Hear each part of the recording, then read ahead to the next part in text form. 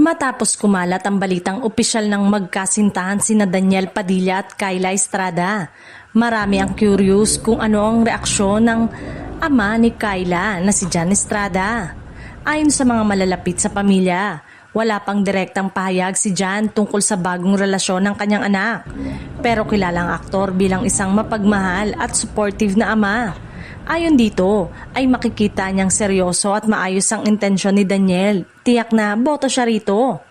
May tiwala din umano siya sa anak na si Kyla lalo na sa mga ganitong bagay kaya hindi nila pinaghihimasukan ang mga ganitong bagay pagdating sa anak. Si Daniel ay matagal nang kilala bilang isa sa pinakamalaking pangalan sa industriya. At ayon sa mga netizen, malaking plus factor ito para sa ama ni Kyla. Dagdag pa, marami rin ang nagkomento na tiyak na ikatutuwa ni John kung makikitang masaya at inaalagaan ng maayos ang anak niya.